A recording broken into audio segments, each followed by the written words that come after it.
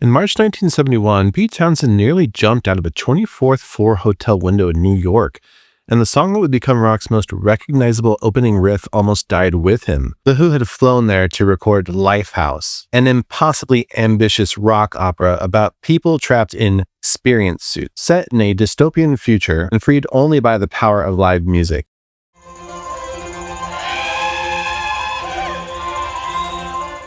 But manager Kit Lambert was deep into heroin and barely functioning. Townshend was drinking bottles of brandy, and Keith Moon had started using hard drugs. When Townshend overheard Lambert coldly trashing him to an assistant, what he called a classic extreme psychotic New York anxiety attack, and stumbled toward an open window at the Navarro Hotel before Lambert's butler physically grabbed him. The Lifehouse project collapsed that day.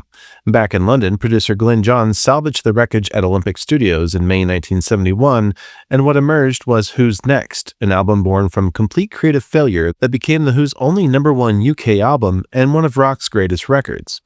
The song's bizarre title comes from Townshend's attempt to turn a dead guru into music.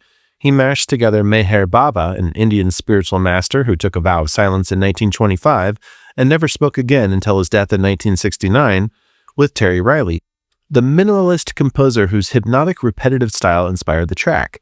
Townshend's original plan was even stranger. He wanted to feed Meher Baba's biographical data like his height, weight, and astrological signs into a synthesizer connected to a computer in order to create a sound portrait of the guru's essence. When that proved impossible, he created the iconic opening pattern on a 1968 Lowrey Berkshire Deluxe home organ using a quirky feature called marimba repeat, where certain notes pulse on the beat and others off it. Everyone assumes it's a synthesizer, but it's not. And the wild violin ending happened because Keith Moon wandered Olympic Studios, found violinist Dave Arbus from the band East of Eden recording next door, and dragged him into play, creating the Irish-sounding O in O'Reilly. The phrase Teenage Wasteland came from two disturbing sights: the mountains of garbage left after The Who played the 1969 Isle of Wight festival, and what Townshend witnessed at Woodstock that year: teenagers strung out on acid, some with permanent brain damage. He wrote it as a warning about wasted youth, but audiences turned it into a celebration anthem, an irony that haunted him.